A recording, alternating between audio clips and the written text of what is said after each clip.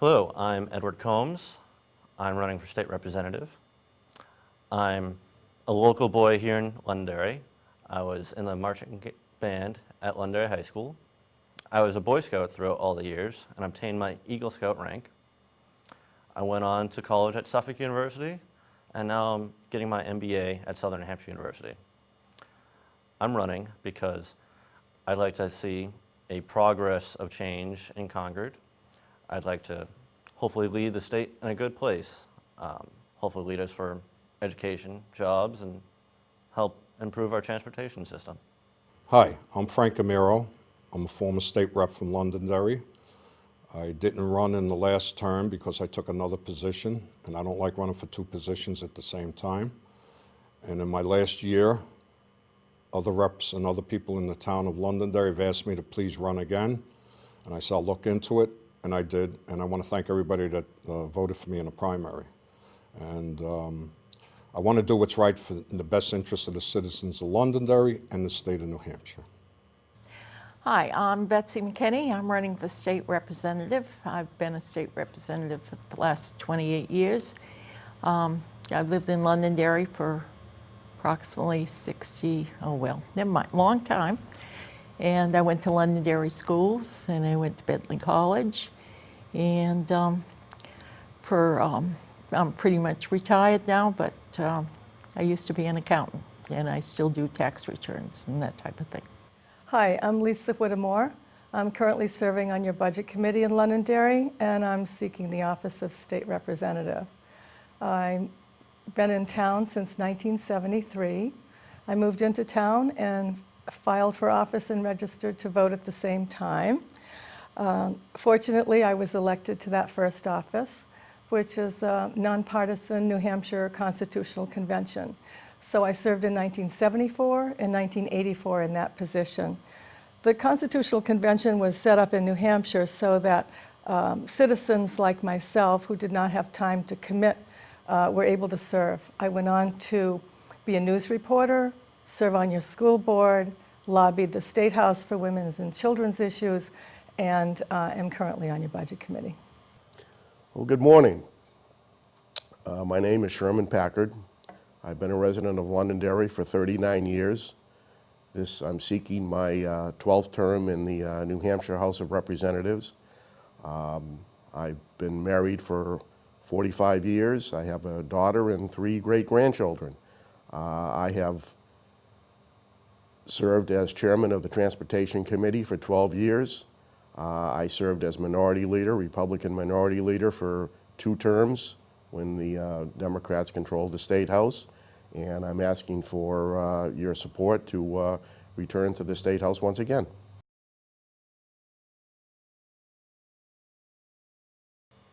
The biggest challenge, I think, is finding the resources to help our education system improve as much as it can to try and compete with our other local states near us and throughout the rest of the country.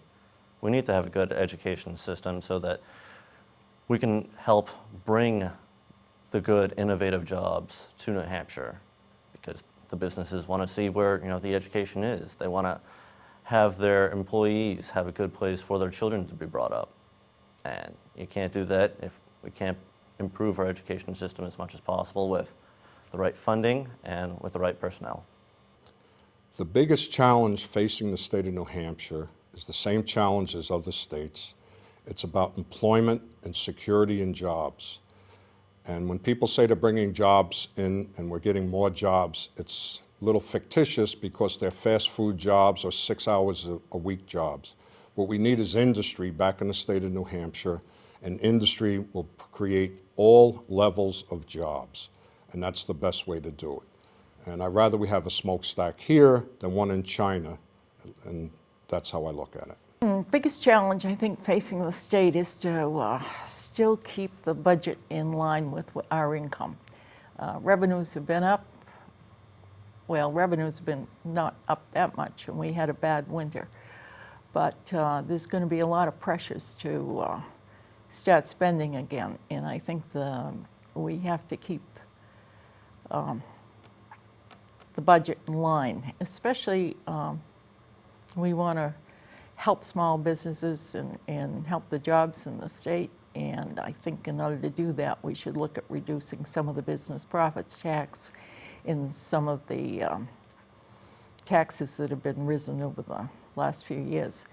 And it would be nice if we could get business profits down to 6 or 7% so that we would be competitive with Massachusetts. And of course that affects revenues, and if you don't have the money, you can't spend it. Well, we certainly have fiscal challenges confronting our state, but as a longtime resident of this state, I have to say what I perceive as one of our major challenges is to find a way to work together at the State House that is not constrained by partisan politics. I have a real belief that the state representatives and senators in that State House should be addressing New Hampshire problems and bringing forward New Hampshire solutions. And I have a concern that that hasn't been happening. I have a number of voters who've come up to me and expressed a similar concern. And so I think our job is really to take care of New Hampshire problems with New Hampshire solutions and not simply transplant alien solutions into our granite state. The biggest challenge facing the state of New Hampshire, no question, is jobs.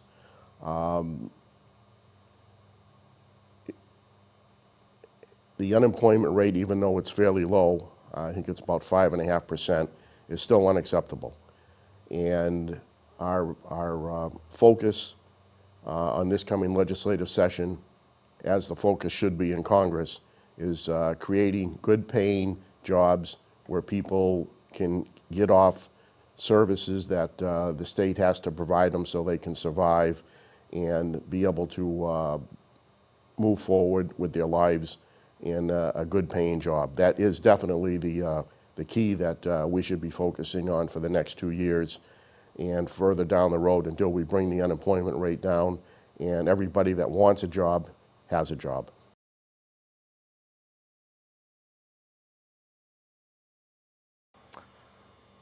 I am not for a sales tax. No. I'm not for any sales tax in the state of New Hampshire, nor am I for an income tax. The taxes in the state are higher than if you had a sales or an income tax now. No, the sales tax, I'm against the sales tax. There's two reasons. One, it wouldn't raise much money, and it would certainly hurt New Hampshire. We have a lot of businesses that move into state, and because that's considered the New Hampshire advantage, no sales tax and no income tax. And it would decimate the Salem and the border towns because they get so much crossover business.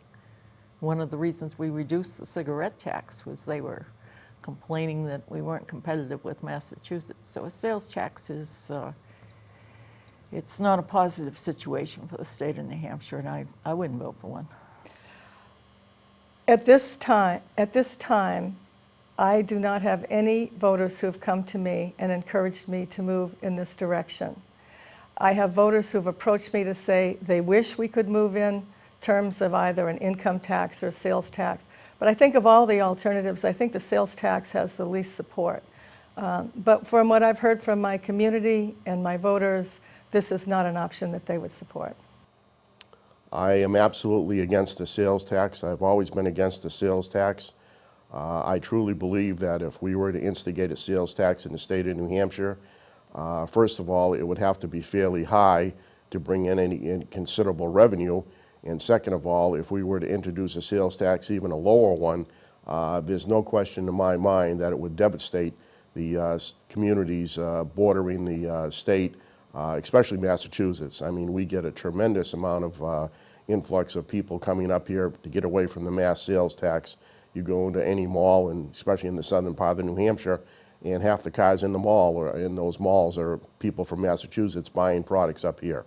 I absolutely believe that a sales tax would destroy some of those businesses along the border and definitely raise unemployment in the state because they'd be taking jobs away because the people wouldn't have the customers to come in buying their products.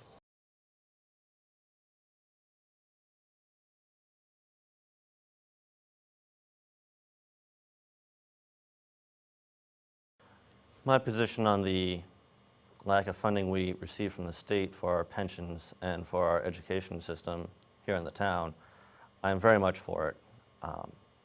It's, in a way, a form of downshifting that the state is putting down on the local town here.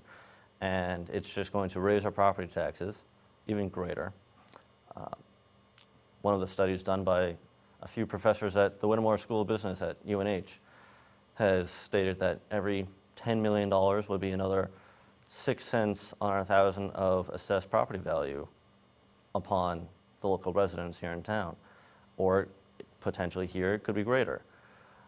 And that would be a great impact on our residents here in Londonderry. And I'm not for the downshifting. I think it's something that I would really have to look at and do the research. And I know it's costing the taxpayers money. Anything that costs the taxpayers money is not a good thing if you don't have good results. And I think it's nice that you want to reduce taxes and fees, but there's certain things we need to have, as such as a decent or a fair retirement for workers and or people that work within the government. And it's something I would look deep into and try to work out and find out good answers. And I'm not going to vote for anything that's going to raise the level of property taxes on citizens in the state of New Hampshire. And I want to see that people are just, what we can do to reduce things and get a better product for what we have. And the school system, as people know in Londonderry, is probably the best. And I'm not saying it because I'm running for a rep here, but it's probably the best in the state of New Hampshire. We have some good quality people here. School funding has been a problem. One of the things that I get hammered on was I voted against targeting school aid. And targeting school aid is not good for Londonderry at all. It's good for Manchester and Nashua, and hopefully it's good for Allenstown and Claremont. But the loss of the $1.5 million to Londonderry in the future is, for the next term, is going to progressively get worse, I think. You know, the other thing was the pension. Hopefully, if we ever get our revenues back, the state will stop funding some of the pension liability that they had funded before, the 25% or the 33%. I don't think that's going to happen in the next 2 years. But you've got to figure that it also affects, it affects county employees and county taxes and state employees, and the state has to fund that. That's about 25% of the pension population. And it affects every single town, and therefore every single taxpayer, property taxpayer in the state. And they get two whammies because you get hit with the county as well as the local property tax. I think the problem of downshifting is occurring not only from the state to the local level, but it's occurring from the federal level to the state level. We cannot pretend that when the federal government decides that they're not going to collect taxes that are available to them, that they will have no local impact. Grant monies that come to this community affect not only our building aid and our catastrophic aid for severely impaired children, it also affects our ability to hire firefighters, it affects our ability to hire police officers, and affects our ability to move forward with pragmatic economic development that is very much needed in this community. I think we need to be responsible to our voters, and I think we need to not turn down federal money when it's available, such as was the case with the health benefit exchange program, and I'd like an opportunity to speak to that if I could. Yeah, go ahead. Okay, so the health benefit exchange program is a part of the Affordable Health Care Act that will be available to all states. New Hampshire had the opportunity to do what New Hampshire does very well, and that is to analyze our New Hampshire legal climate for insurance coverage and come up with a New Hampshire plan. There was a bill passed that opted us out of this federal funding, and we will now have to tolerate a plan that was created in another state laboratory and brought into New Hampshire. And from what I know of my state, this is very much not a granite state value. New Hampshire people know their own problems, they know their own solutions, and I think we need to send someone to Concord who's willing to sit at the table and come up with a New Hampshire solution rather than import something from out of state. Unfortunately, something had to be done to the retirement fund. We were looking at anywhere from a $4 to $5, $6 billion deficit in the retirement fund. It had to be fixed. Was the fix the proper fix? I guess that will have to be debated over the next few years, and we'll have to see how it works out. But something had to be done. I mean, it couldn't continue the way it was going. I don't believe that we should downshift any money to the cities and towns, but in the same respect, you can't continue spending money you don't have. During the 4 years that the Democrats were in power, they ran up a almost $900 million deficit. And when I was minority leader, I predicted that we'd have between an $8 and $8.5 million deficit. And we had to make some tough choices the last time, this last 2 years on the state budget. Hopefully things will get better and we can start, making some of the restoration of funds that we had to take a stance on in the future. It's unfortunate, but you can't spend money you don't have. I mean, that's just the way it is, and you can't continue to borrow money because that just costs you more in the long run. So even though it was unfortunate, some of this downshifting had to take place. I hope the people understand that in the long run, I think it'll be better for the state of New Hampshire and the communities in the state.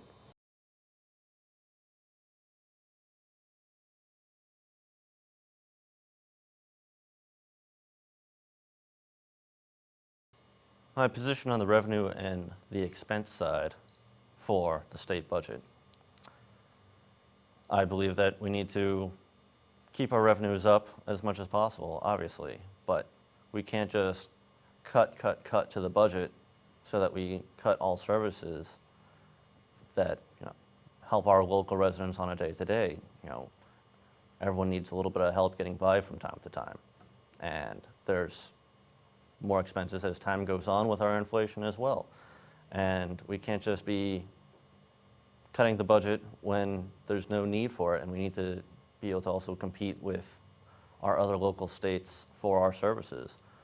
Yes, we don't have many taxes here, but we also have a great state, and we need to keep it that way.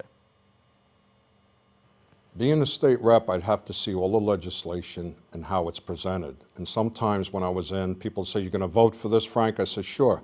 Then you get 14 amendments in your side pocket when you sit down, and it changes everything. So I like to look into things. I just don't like to jump into conclusions. But revenue in the state, I know I saw something that they're talking about no high-speed rail, no rail, and then they all combine it with Amtrak and the losses in Amtrak. Private enterprise can put rail service in this state that we could stop people that have to travel all the way to Massachusetts, sit in traffic, or take a bus and sit in traffic. So I think the best thing is if you have decent low taxes, we can do things and get people to communicate in the state. And there's lots of services in the state I would look at to get them fixed. And a balanced budget is nice, but you don't need to cut services that some people really, really need or raise taxes so we have to pay all these extra fees that we can't afford to pay. So I look at things very appropriately in the legislation. I just don't take a side on things. So what's in the best interest, like I said before, for the citizens of Londonderry is first, and the citizens of the state of New Hampshire. I'll look at it and I'll answer any questions prior to legislation if people want to comment or email me. I wouldn't be for increasing any new taxes or increasing any of our current taxes. I think our revenue picture is good if we have a good ski season and we have a good foliage season. And because if the revenues remain constant, we really can't increase funding to much of anything. I've stated before I'd like to see the business profits tax cut, and I'd like to see the pension funding put in. I think the third thing on the list would be, I don't know. I think probably reinstating some of the money we took away from the university system, as long as they want to make a deal and hold the tuitions straight. I think that was an awful cut, and we should probably give them back some. The other thing is, I really think the developmentally disabled should be fully funded. I always vote for something that will reduce the waiting list. And the other thing we have to do is something about those UBC cards or something that the welfare hands out. Some control has to be put on that. And I think possibly there'll be some savings there, hopefully, but not sure. Guess I'm out of town. As a person who's come out of the Londonderry Budget Committee, I certainly understand the ins and outs of the revenue and expenditure ledger. At the state level, I admit I will have a lot to learn, and I will do due diligence in acquiring that knowledge. I certainly would not do what I've seen happen this past legislative session, and that is turn down millions of dollars of federal funds that could have gone to help New Hampshire citizens and to help create New Hampshire jobs, and as I said, to help create the health benefit exchange for our people in particular. I think it's irresponsible of us to turn our backs on federal funding that's intended to assist our people and based on considerations that may not be founded in the needs of our community or in the needs of our voters. Well, every budget, which is a biannual budget in the state of New Hampshire, is different. I'm not going to speculate on what might have to be cut or what, obviously I think raising taxes in an economy of this nature is absolutely the wrong thing to do. We were successful the last 2 years in not raising any new taxes. And I think if we had done that, as was done in the prior 4 years, where they raised 100 taxes and fees, then our economy in this state wouldn't be doing as good as it is. We still have a ways to go, but we have to learn to live within our means. And we can't spend money we don't have. And I absolutely believe that putting any kind of a major new tax or fee in would hurt the citizens and hurt the economy more than it would as if we continue to try and balance our budgets with the revenue we have coming in now. And if we can put more people to work, that'll bring in more revenue for the state. So I would like to thank the TV programming here for letting me come in today, help answer some questions about myself and where I stand for the state. One of my biggest issues is the funding for the university system, where our past legislation has cut it by just about 50%. It's one of our biggest cuts that we've seen across the states to the local university systems. I know we need to keep funding our colleges and university systems so that we can compete with our other states. And with that, we need to have great funding for our teachers, our education system, where we also drive innovation from. I can't wait to meet everyone out at the polls and throughout the next month. Thank you. The reason I'm running is I was asked to run again, and I'm honored that people understood that I knew how to network. There's lots of negative emails and nonsense that go out in flyers, and I would ask the general public to really understand what it says and what it means, and if it's just one side or the other side that just wants their favorite candidate in because they're getting lobbying money from Washington, D.C. or large groups. I don't take any contributions, but I was given a small contribution by 2 groups, and I still have it in my bank account. If there's any issues, I can always return it. It's not illegal, but I don't look into that. I don't kiss up to people that want me just to lobby. I'm Frank Amiro. I represent the people of the state of New Hampshire, and that's what I'm about. My experience is in the New York State Legislature and working for a member of Congress in New York, and also my 4 years in the State House here in New Hampshire. So I thank you for your vote. Thank you. I want to thank you for letting me come in today, and I would ask people to give me a call if they have any questions. My number is 432-5232. Or get in touch with me somehow. I'd be glad to expand on some of these things when I'm not so nervous. And I'd hope you vote for me in the November election. Thank you very much. I'm asking for your support on November 6th because I seek to continue my service to the community that I live in at the state level. I'll make a commitment to work with moderates across the aisle. I already have made a commitment to one of our local reps to assist him on a bill that would help us with ambulance payments that at this point are not coming to the community, but in many cases are being lost to the tune of over $100,000 a year. So this is not an empty promise that I will work with moderate Republicans. I have a long history with them. Walter Peterson, Susan and Malcolm McLean, Elizabeth Hager are some of those great leaders of the past that I had an opportunity to work with, and I look forward to forging new contacts at the State House. I don't think people on either of the extremes are going to be particularly helpful as we deal with this economic time, but I think that those reasonable people who can sit at the table are the ones who will be coming up with New Hampshire solutions, not importing solutions from other states, but will come up with New Hampshire solutions for our own people. So I ask for your support. I again want to thank the citizens of Londonderry for having supported me and for the last 22 years that I have been in the House. I've tried to make sure that we stayed within our means when it came to the state budget. I firmly believe that if we continue as we did in the past 2 years on the fiscal side, our state will be better off in the long term. And I hope that I can have the support of the citizens again of Londonderry to return to Concord and hopefully return as the chairman of the Transportation Committee, which I have been for, I say, 12 years, and continue making sure that we keep our roads safe, which I have done a tremendous amount in, and hopefully that we could move forward as a state and see some real good times ahead.